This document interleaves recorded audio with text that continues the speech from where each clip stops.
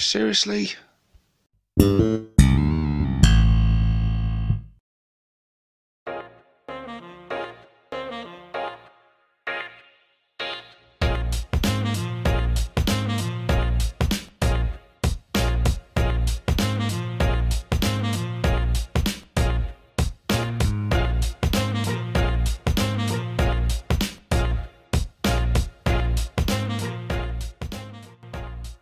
I'm a fan of 10th edition 40k, but I'm not a fan of its mission structure.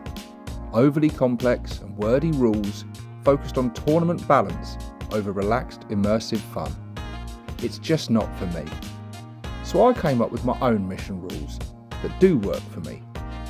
And as I stroll around my hometown of Chichester, admiring the cathedral, I figured, why not share it with you Gitz, so you can see if they work for you too. Let's get into it.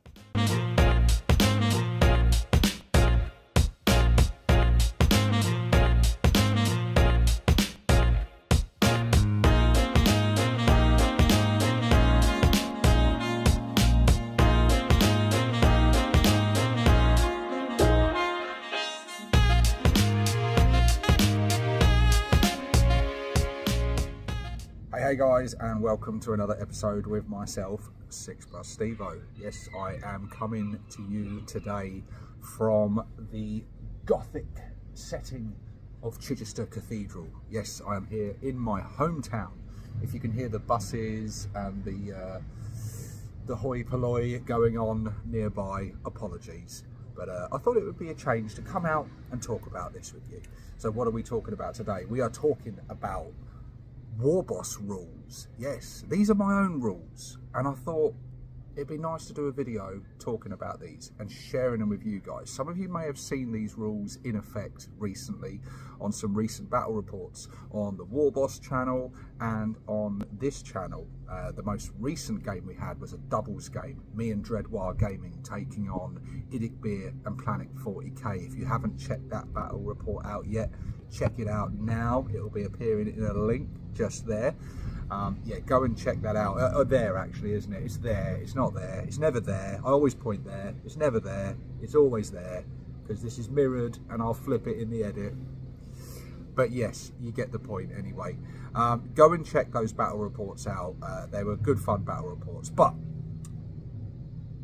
the rules we used in those battle reports were custom rules created by myself. And these rules I want to share with you guys, because I want to put it out there to you guys to try these rules out for yourself. 10th edition. 10th edition, I like it. I have fun with it. I've had fun with every edition. There's been no edition of 40k that I've not found some enjoyment from, despite the many flaws of several of the editions. There's no perfect edition. I don't think there ever will be, and there never has been.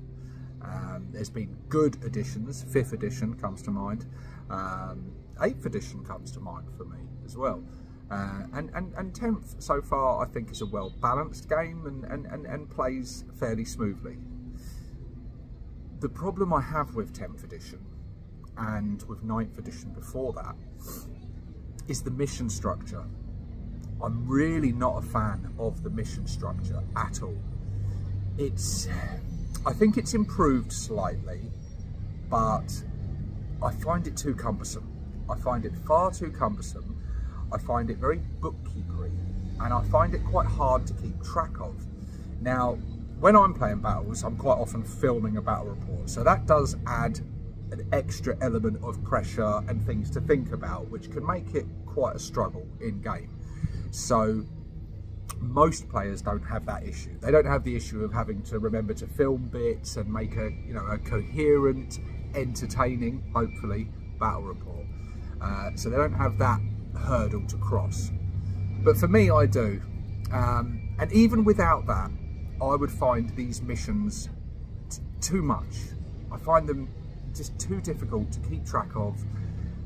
We've got like fixed objectives, we've got the other name for the other ones, changing objectives. I'm sorry, I've got no references to look at here. I'm out in the middle of town. But you know what I'm talking about, don't you? You know what I'm talking about.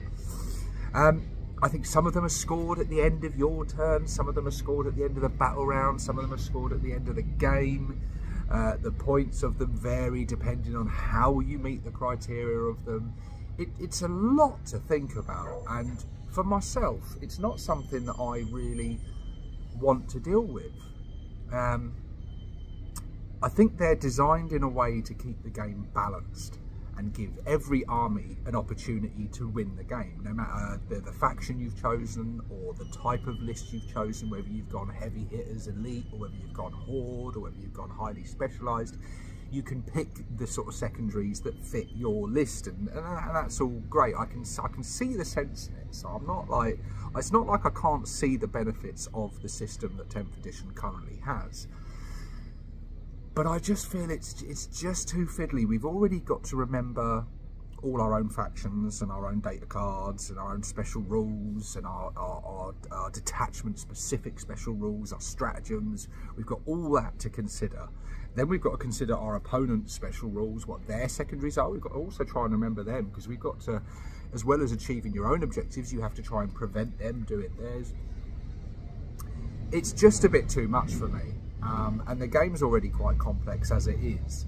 And then, as I said a minute ago, for myself, having to film a battle report as well and try and, you know, be thinking about all that, how it's going to look, how I want to frame it, how I'm going to edit it, it's too much. I'm just not interested. So I generally play 10th edition with a sort of a 10th edition rules, but with a sort of a retro mission structure that harks back to those sort of 3rd, 4th, 5th edition days of a more streamlined, easy to manage mission to play. So that's where I came up with WARBOSS rules, and this is what this video is about. This is quite a preamble, isn't it? But yeah, these WARBOSS rules missions are, I'll say this right off the bat, they're not going to be balanced. All right, if you're looking for a really, really balanced game, this mission structure probably isn't for you. Although, what I will say is that this mission structure can be tweaked freely. You can mess about with it, you can tweak it, you can take bits out, you can add bits, you can make it your own. And that's really what I want to get across on this video. Not necessarily that you take my mission structure and use it exactly as I've told you and don't veer from it at all. If you don't think something works quite right or you want to tweak something, then go for it. So what I do with my mission structures is it's an objective driven game. So we've got our objectives on the table just like you would in a regular 40k, but I break down the points of these objectives very simply. I'll either do them, every primary objective is just worth 3 points, just simple. At the end of, at the beginning of the battle round, the beginning of your turn, should I say, from turn 2 onwards, you start scoring them, just like you do in 10th edition. But rather than it be if you've got this many, or if you've got more than them, or if they, you know, it's none of that. It's just, you hold it, 3 points, simple. Or I do a slightly adapted version of it, whereas if you've got one in your home turf, that'll be worth 1 point to you, and it'll be worth 5 points to the opposition. And the same with their one, but in reverse. Did I explain that right? So it's the one in the enemy objective, enemy deployment zone, is worth a lot more points to you than it is to them, which makes sense. And I like that system because it encourages aggressive, you know, it encourages an aggressive offensive game rather than certain armies, Tau, I'm looking at you, just sitting back and castling up, because that's not much fun. It's good to get, you know, units moving around the table and forcing them to try and have to go for those certain objectives. And so this, again, is freely up to you guys. You can either just do all the objectives on the table, which are just worth 3 points each, or you can do the system where the ones in the middle ground, no man's land, as I call it, is 3 points, the ones in your zone are 1 point, and the ones in the enemy deployment zone are 5 points. And when I lay out maps and things, sometimes I will do some objectives in my deployment and theirs and No Man's Land. Sometimes I'll just have the objectives in No Man's Land. So both armies are encouraged to come and meet in the middle and fight over them. Remember, this is called WARBOSS rules for a reason, because this is really built around Orc armies. And if you are just using Orc armies, both sides, which I thoroughly endorse, by the way, because there's no better game of 40k you can do, then this works really well, because it just means that the Orcs are fighting over that loot in the middle, you know. So yeah, these primary objectives, I call this get the loot. Simple, isn't it? I think actually GW have already used that thing, so I'm kind of stealing their thing, but I'll pick and choose the bits I like and leave out the bits I don't. So yeah, get the loot, 3 points for an objective, or the variable point system. Whatever you see fit, it's your game, play it the way you want to. Now, where the rules get interesting is in the secondary objectives. So, the first one, kill the Gitz. Simple, kill points. If you kill a unit, you get 1 point. Now, the reason I've made it 1 point is because I still want, when we play the games, I think an objective-driven game is just a bit more interesting than just killing stuff. I think sometimes just killing stuff is good fun, and it's good to be rewarded for it, but you don't want to have a situation where on the table an opponent could just go, do you know what, I'm just not going to bother with the objectives, I'm just going to kill everything and win the game that way, which could potentially work, but I think it's important that you're rewarded for killing units. So 1 point for killing a unit. In fact, all these secondary objectives, by the way, are worth 1 point, but they do stack. They do stack. So that one's self-explanatory. If you kill a unit, it's 1 point. And what I do, a unit will include characters as well. So if you kill a unit that it contains a character, you'll get 2 points, because the character is a unit within themselves. Although they've joined a unit, that's still 2 units. So they do stack. So kill the Gitz, 1 point. The next one is slay the war boss, or slay the warlord, if you will. Self-explanatory, you know, it's kill their warlord. And if you do that, you get 1 point. But you get 2 points because he's also a unit. See how this works? So it stacks. So when you kill the warlord, you get 2 points. 1 for killing a unit, 1 for killing the warlord. And then the next one, which works beautifully for orcs, is I'm the boss now. And this one is just made for orcs. And I think it works for other factions as well. And I think it encourages cool moments on the table where, I haven't explained the rule yet, have I? Let's do that bit first. These videos are never scripted, by the way. So what you do is you kill their warlord with your warlord. Simples. You get 1 point for doing that. You also get the 1 point for killing their warlord. You also get the 1 point for killing a unit. So if you manage to kill their warlord with your warlord, you will get 3 victory points. Absolutely beautiful. Mwah, chef's kiss. Now, the reason this rule is in there is because I think it really encourages these fun cinematic moments. How many times have you watched movies like Lord of the Rings or any other sort of epic battle scenes and things where you've got the main character and the big villain, and they'll be going through the battlefield, slaying all the minions and fighting people and killing all the grunts, and then they'll gaze across and they'll notice each other across the battlefield, and then they'll make their way towards each other and stand toe to toe and fight it out. And that's what I want to encourage. I've been in games before with people where they've gone, oh no, my guy's not going to do that because he's not, you know. It's like, well, where's the fun in that? And he might be weaker, he might be outclassed, but come on, this is an epic moment. You've got to give it a go, because if it works, it's going to be amazing. And so I really want to encourage that in games on the tabletop. And this is it. This is WARBOSS rules. That's it. It's really easy to remember. You've got your primary objectives worth 3 points, or the variables, whatever you want to go for. And then you've got your kill points, killing the warlord, and slaying the warlord with your warlord. It's simple, it's effective. It means you don't have to keep, as well as looking up all the rules you have to look up during a game anyway, you don't have to look up your secondary missions. You don't have to look at things at all on that. You don't have to read through loads of GW text that is overly wordy. It's very simple. Kill Gitz, kill warlords, go for glory and kill their warlord with yours, all the while claiming those primary objectives. Now, I did say this wasn't balanced, and I've experienced this myself, which is in a way a bit of a plus for me, especially when I've been featuring them on the channel, because it does show that I haven't made these rules to benefit me or give me a higher chance in the game, because orcs, generally we outnumber our opponents, which does in this game, in this WARBOSS rules, it does put us at a bit of a disadvantage. If you're playing a horde army with lots and lots of cheap chaff units, your opponent has much more potential to score points because they're killing more units, getting more points.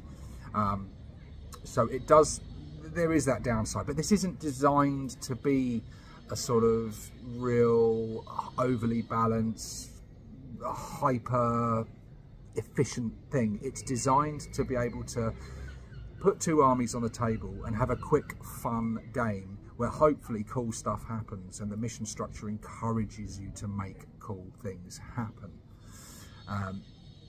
And it just means you don't have to plan out the mission so much. You don't have to, you know, read up on it and discuss it. It's just simple.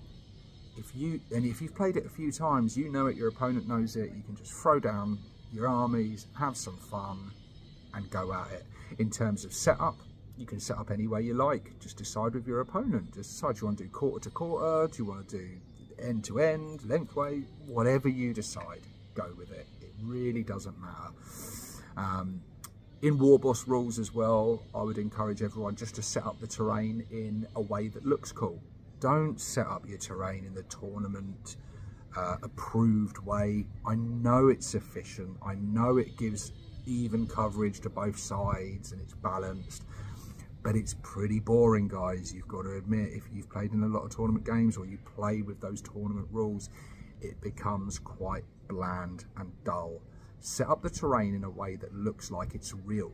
Set the terrain up in a way that looks like it's a real place. You know, if you've got a battle map that's got road markings on it, set the buildings up that make sense around those road markings. Try and think about balance. Try and make sure both sides, no matter where anyone sets up, everyone's got a bit of cover, a bit of line of sight blocking. So try and balance it out as best you can, but also think about how it looks. Try and create something really immersive. Try and create something where you can tell a story. And this is really just the point of this, is what I want to get across to some of you guys out there, is you don't have to play the missions in the book. You don't have to play it fully by the book. You can tweak things, and you can tweak this as well. If you think the kill points is going to unbalance your game too much, then scrap them or change them. Maybe you can say, you know, we get bonus points for killing vehicles, or a unit that has over, you know, so many wounds or something, you get 2 points for it instead of 1 because it's bigger, heavier hitter, and maybe that balances things out a bit. But try not to get too bogged down in making it really gamey. Think more about the story, think more about the visuals, think more about the immersiveness. Really think about that, and if it ends up being quite unbalanced and works against you, don't worry about it, have some fun in it. You can also add to this as well, which we did in the big epic WARBOSS battle. Again, link appearing there. One sec, let me get a sip of coffee. We've got some DIY, or some renovations going on somewhere as well by the sound of it. Hopefully you're not hearing too much of this. That's a good cappuccino. Yeah, in the WARBOSS Bat Rep, 3v3, big epic battle, 9,000 points worth of orcs on the table. It was awesome. We each decided in that one to each have our own, as well as all the ones I've just described to you, we each had our own personalised secondary objective, which was really, really fun. And so like me and Dread played on the same side, but we're always very competitive. So my personal secondary mission in that game was to kill a larger unit than Dread, and I think that was done on something that cost more points or potentially something with more wounds. I can't remember exactly. And Dread's secondary objective, to score his, he had to kill more units than I did in that turn. So we were still competing with each other, but also getting. This played into our armies, because our armies have a rivalry. They've played against each other several times, so it was sort of like an alliance of convenience, a begrudging alliance, but we were still competing. Bad Moons and Freebooters, very competitive, lots of animosity between them, both trying to show off. And me and Dread are kind of like that as well, if we're honest. So it played into our personalities, our army's personalities, the story of our armies, and it made for a really fun, interesting dynamic on the table. On the other side of the table, one example, we had Dim playing his Grot Rebels, pure Grot Rebel army. Now, we all had Grot units in our armies, so I thought it would be great in that mission to give him a special secondary objective personalised for him, is that his Grots, when they were within a certain distance of our Grots, could attempt to roll a dice, and on a 4+, would turn our Grots to his. They would join the cause. They'd be persuaded to join the cause. And then I went one further with that as well. I gave him an exclusive stratagem, which I think cost 1 CP. And if he spent a CP on that, he could bribe them rather than roll the dice, and it would just automatically turn the Grots onto his side. Now obviously that would only work if both sides had Grot units and things, but that was really fun. It was really interactive. It really played into the character of his army. And everyone else, Essex, Sid the Drunken Orc and Skarner, they all had their personal objectives as well that played into their army's characteristics. And I would encourage you guys to do the same as well. If you've got a regular opponent and you've kind of got a story that you've been building up together, your regular rivals, and you yourself or your army or characters in your army are known for a specific thing, create a fun little secondary objective for yourselves and for your opponent. Try to make it not too overpowered. Try to make it, don't pick a secondary objective that, my advice to you would be, don't pick a secondary objective with the thought in your mind that like, this will give me a good chance to win. That's not what this is about. Pick an objective that will fit the fluff, the narrative, the story of your army, the personality of you, the personality of your opponent. Think about it in that way. Trust me, if you do all this, you'll have some really, really fun games that will cut out a huge amount of the bookkeeping, cut out a huge amount of, you know, those moments where you stop playing and you debate rules. We need to get rid of that.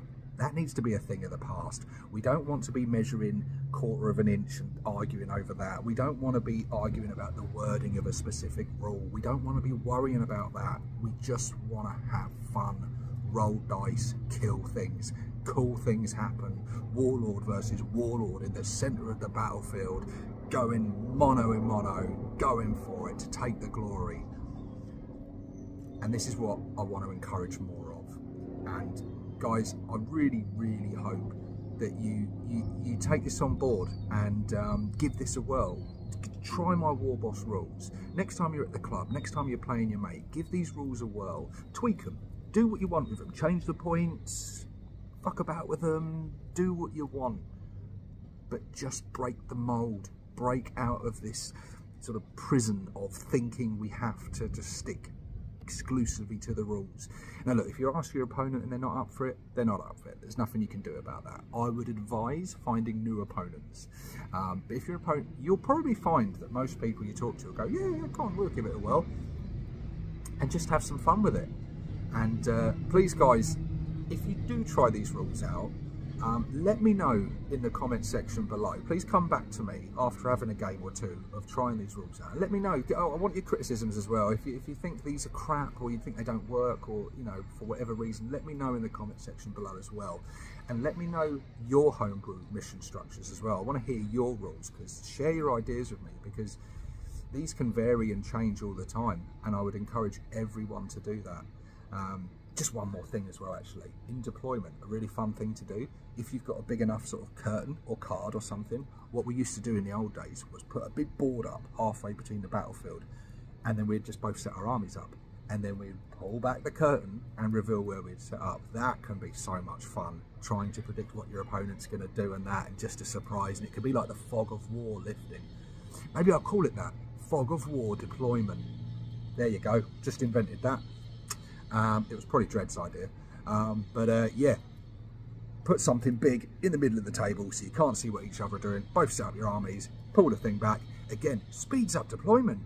You can get to playing the game quicker because you don't have to worry about taking turns and whose turn is it to set up one first, who sets up first. Don't worry about it. Just set both your armies up, pull the curtain back, roll the dice, see who goes first. Boom. It's not going to be ultra balanced, but it's going to be ultra fun. So yeah, like I say, guys, please share your comments below, share your mission structure ideas, and if you love the 10th edition mission structure and you think I'm talking utter bollocks and you think I'm wrong, let me know in the comment section why. Please do. But yeah, try these rules out. Let me know what you think and get back to me, guys. Anyway, I'm going to finish sipping my coffee and having my vape and then head home. Thank you very much for joining me. This is 6+ Stevo, signing out.